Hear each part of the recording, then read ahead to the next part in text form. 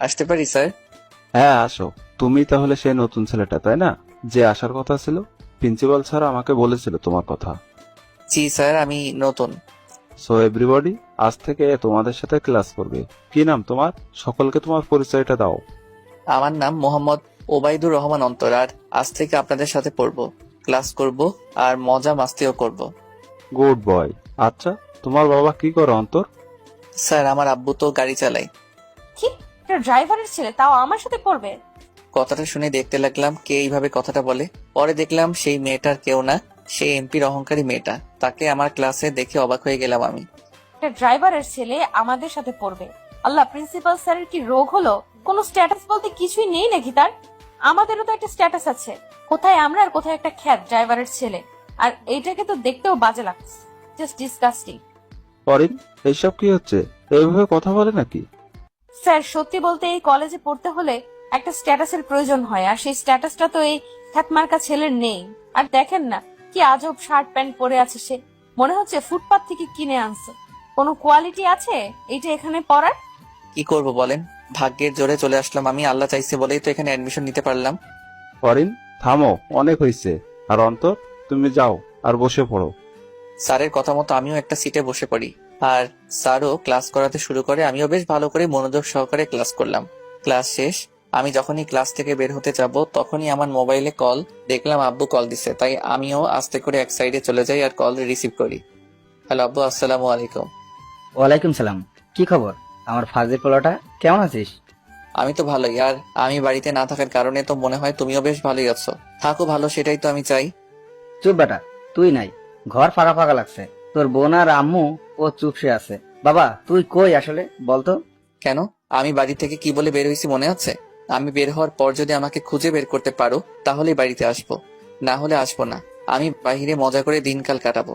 তবে একটা কথা ভুলেও লোক লাগিয়ে খুঁজবে না, নিজে খুঁজে বের করো। চ্যালেঞ্জ দিয়ে আসছি আমি। ঠিক আছে, আমি নিজেই তোকে খুঁজে বের করে কান ধরে তো বাড়িতে নিয়ে আসবো। এখন কি করিস? এই তো আছি, আর কি কোনো মতে। তুমি বাসায়? না রে আবু, আমি তো অফিসে। আচ্ছা শোন, টাকা পয়সা লাগলে আমাকে বলিস, কারো কাছে চাইবি না। ওকে, আচ্ছা রাখি। নিজেরও বাকিদের খেয়াল রাখিও, আর চ্যালেঞ্জের কথা ভুলে যাইও না। ফাজিল একটা। এখন বাপ একটা কুলু দে, ওরা দেশে তো, আর আমি একা খুঁজে বের করতে পারবো না তোকে। থাক, কান্না করিও না। একটা ক্লু দিয়ে দিলাম, আমি আমাদের শহরে আছি। ওকে, এবার রাখি, পারলে খুঁজে বের করো এবার। বলেই কল কেটে দিলাম। এরপর আমিও ক্যাম্পাসের দিকে যেতে লাগি। সেখানে গিয়ে দেখি এমপির সেই অহংকারী মেয়ে ও তার বন্ধুদের নিয়ে আড্ডায় ব্যস্ত। তাই আমিও সেখান থেকে সরে যেতে লাগি আর হাঁটতে লাগি। ওই ড্রাইভার। আমিও শুনে না শোনার ভান করতে লাগলাম। কিছুক্ষণ পরে পিছন থেকে একজন আমার ব্যাগ ধরে টান দেয়।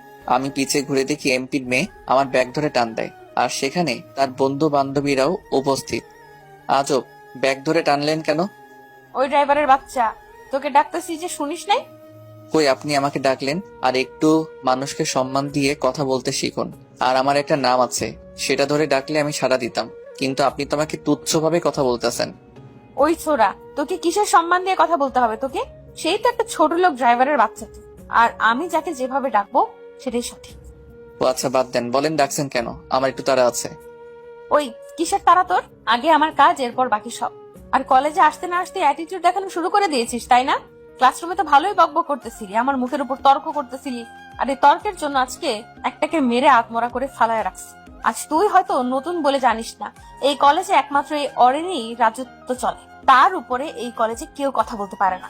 তাই নেক্সট টাইম আমার মুখের উপর কথা বলিস না, না হলে তোর কপালে খুব বড় মাপের দুঃখ আছে। আর যা বলবো তা কোনো টু শব্দ ছাড়াই মেনে চলিস, তাহলেই হয়তো কলেজে টিকতে পারবি তুই। জি আপু। গুড। আর ভুলেও আমার কথা অমান্য করার চেষ্টা করিস না, যদি করিস এর ফল ভালো পাবি না। এবার চল আমাদের সাথে। কোথায় আপু? আসতে বলছি না, তো কথা কিসের? তারপর অরিনের সাথে যেতে লাগি। তবে জানি না এখন কি হবে আমার সাথে। মনে এক অজানা ভয় কাজ করতে লাগলো। অরিন ও তার বন্ধুরা আমাকে নিয়ে ক্যাম্পাসের এক কোনায় গেল। তারা বসলো আর আমাকে দাঁড় করিয়ে রাখলো। অরিন, এবার এটার কি করবি সেটা বল। আরে ভাই দাঁড়া না, নতুন মোড়ক এটা, একটু মজা তো নিতেই হচ্ছে। এই খ্যাত, এদিকে আয়।